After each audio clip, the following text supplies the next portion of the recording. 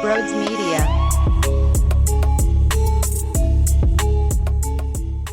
I see that this is one basketball game, and it was truly one pathetic, really bad, terrible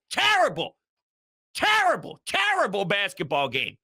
But if you see this team in a 7-game series, not that it's preferred, because when you have Kevin Durant, you can do anything, and you have a chance. He almost brought you to the promised land by himself last season against the Milwaukee Bucks. So I'm not telling you I want this team, but I'm telling you that in a 7-game series, I do believe that the Sixers will give you a better effort other than just looking at it from a 1-game sample size. It's a really awful, tough night to have one of their stinkers. One team rose to the occasion while the other team didn't. Now, there's a variable here that you can't forget. It's not an excuse. I'm just telling you that it's part of this. The Brooklyn Nets are desperate as hell. Now, this game had so much juice and so much anticipation for it anyway that there's no excuse to get bodied that way. The way that the Nets were getting looks while the Sixers stagnant offense. Seth Curry gets crushed by Kevin Huerter last year, and nobody saw that more clear or clearer than Doc Rivers standing on the sidelines. How did they not even to attempt to target that matchup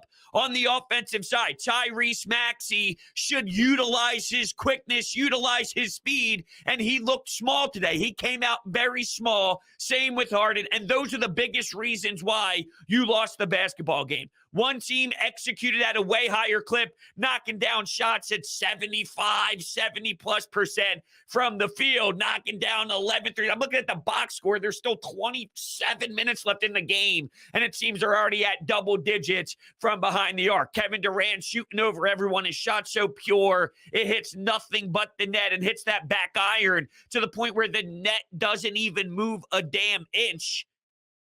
So they executed, and James Harden came up small. There is a narrative about James Harden not playing well in the playoffs, having some weak spots out there in his career. But the way I see it is, I'm not going to tell you that he can't do anything because of his turnovers today and because of his lackadaisical play today. And it felt like he was targeting fouls nonstop every possession, where he'd drive down into the lane and he'd meet a bunch of contact there, and everyone's going up and he's trying to argue that he's getting fouled, popping his head back instead of just focusing on playing the game the right way. And the fact that they didn't even attempt to look at Seth Curry and to put him in there defensively and to just attack, make him work. If you remember last year in the postseason, there was a time where Trae Young, they wouldn't attack him on the defensive side. That impacts you on the offensive side. And maybe he doesn't have the same amount of legs and he's not as fresh to drill shots the way that he was. If over 30-plus minutes of him running up and down the floor, the Sixers made him compete on that end, and that just wasn't the case at all. And that's not the only reason why they lost. This was a collective group. I know Tobias did okay if you look at the box score and whatnot, but really no one showed up except for Joel Embiid, where he's in the face of Kevin Durant, face-to-face, yapping at the free throw line, chirping at one another and acknowledging it. Now, to be fair, it scares me. I'm going to be 1,000% honest with everybody. It definitely makes me upset and makes me nervous when I look at Kevin Durant fired up and fueled up, because when he's motivated and he has that extra determination, it's a scary sight. This dog knows what he said. This dog's a killer. Okay, this guy goes out there and he carves you up and he picks you to pieces and he nonstop crushes shots right there when you're 5 centimeters away from his face. So if he's going to get all sorts of amped up and there's going to be a different level of energy towards him, you know he'll rise to the occasion. And that makes me nervous. Not that Embiid wasn't willing to match it as best as he possibly could, because he did. Getting fouled. I had people in my comments, and the reaction of tonight's game somewhat pisses me off most, but I would see these reactions about Embiid's only getting foul shots. He's not even good. The only reason why you're looking at his numbers and saying that you're satisfied is because he was getting fouled. Do you not realize how talented he is to force the other team to foul him? Andre Drummond's getting plowed and moving back 6 feet and unfortunately rolling his ankle during that play. But there's reasons why he gets to where he does on the floor and then players have to foul him, and they did. He earned those fouls. That's what a big body 7'2" man does to you when he can beat you in 7 different ways. Guess which way? And when you do, you're probably going to be wrong. His footwork is magical, and then he earns himself free throws at the line. The problem is you couldn't stop him to save your damn life. And this is what I'm going to say about Matisse Thybulle. It's not on Matisse Thybulle. I'm not telling you that I'm upset with Matisse in a big picture here, because today, or I guess I say big picture within this game. So with a big picture approach here within this game, this is where I feel that Matisse Thybulle won't give you much. And didn't give you much. It's because this other team knows how to attack Tyrese Maxey. It's because they just stay away from Matisse Thybulle. And they get the shots that they're looking for elsewhere. And they work around the perimeter and get what makes them feel comfortable.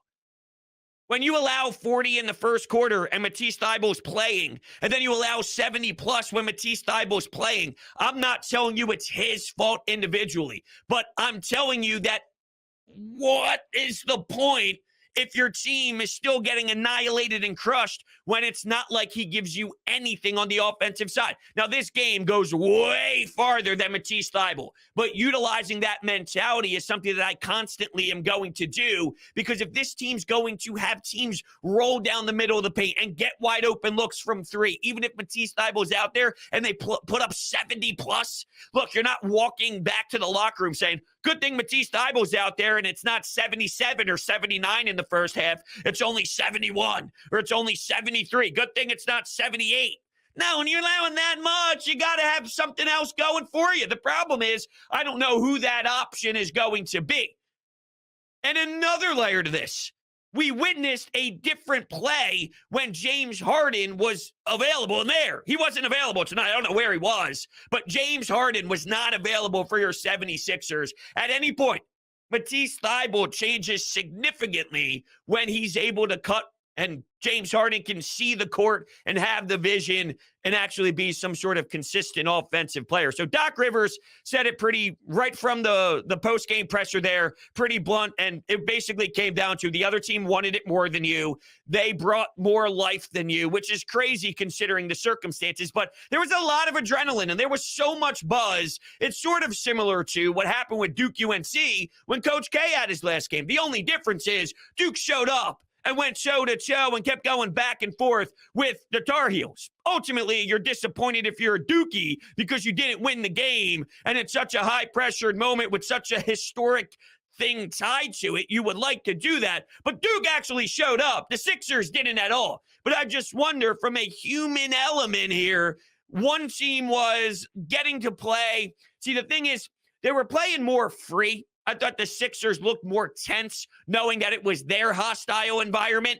even though Rich Paul didn't really get anything that he was looking for. Was there anything that Grievance said that he gets $20 million now because the Sixers fans were so disgusting and so brutal? Absolutely not. You got your 5-second into the broadcast Santa Claus joke, and then from there you just moved on, and it was all about the basketball game because the Sixers got crushed, to be fair. But I'm just saying, Rich Paul, this whole master plan, I hope it backfired on your face, right back into your face.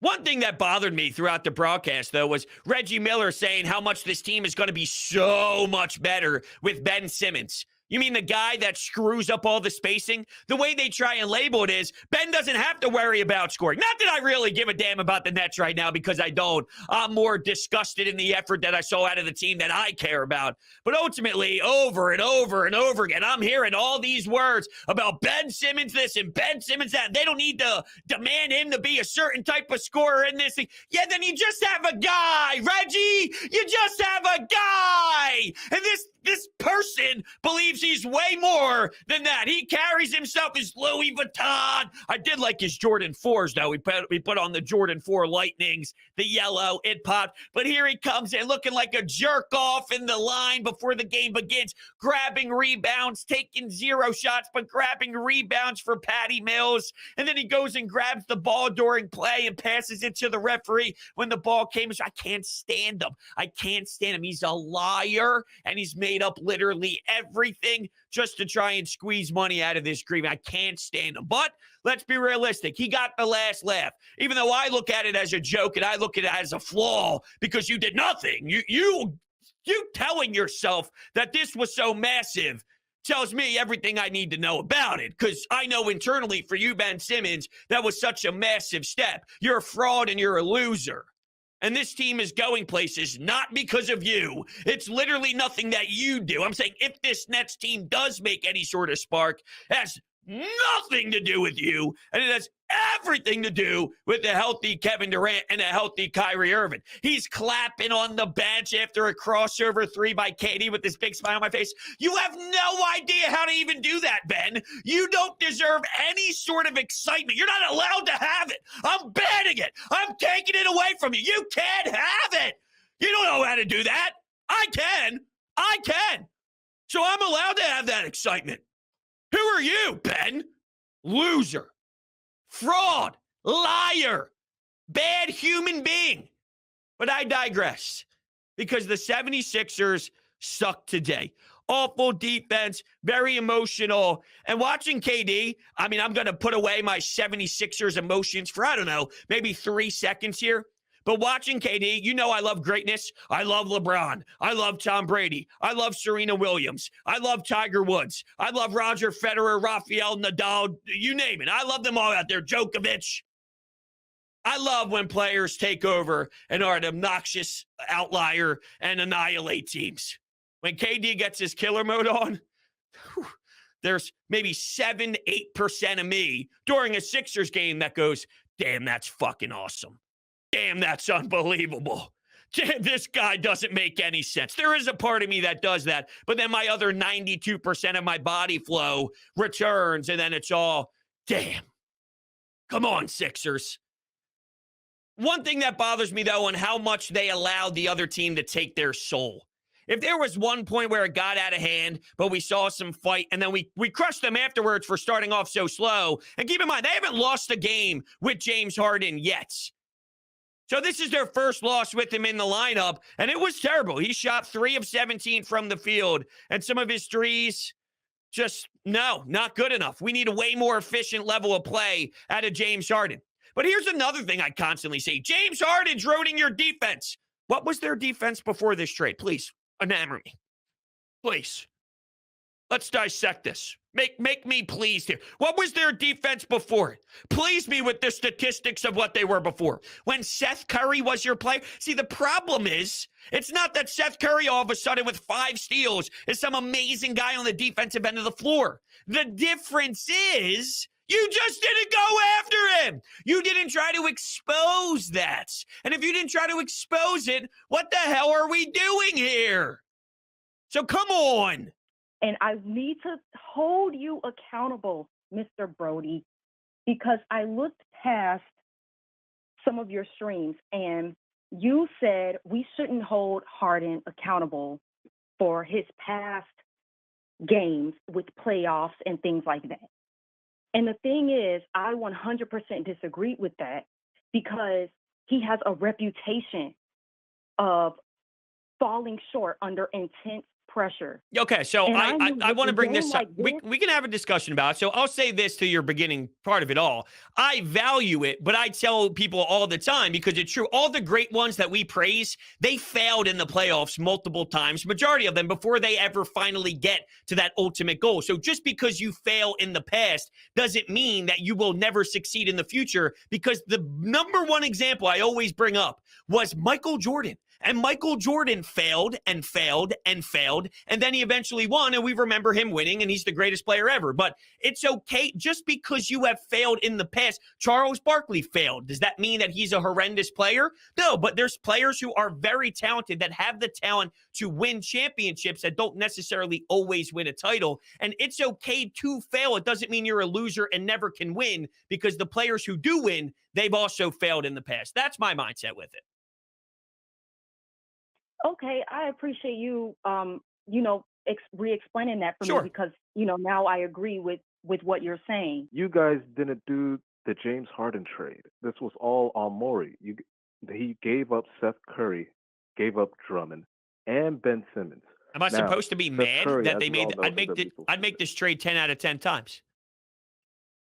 You rated 10 out of 10 times? Oh, A thousand out of a horrible. a So you thousand guys needed a shot. 1,000 out of 1,000 times I'd make that trade. But then, how does this game? How do you feel about this game? I mean, this 'Cause is a quite regular honestly, nobody season game. was shooting from the three. Yeah.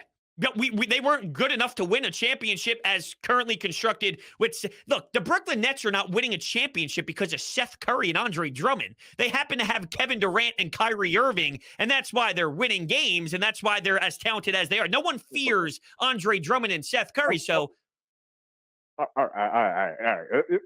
To be fair, you got a point right there. They got Kyrie, they got Kevin Durant. But for the 76ers, if they were to still manage to keep Seth Curry, and still manage to keep Andre Drummond, and somehow miraculously manage to get James Harden onto the roster, I mean, you'd be full. I think that makes this no sense. They weren't good enough before. They just had that. That's awful. See, that's what pisses me off is Seth Curry, the last 3 out of the 4 nights was awful.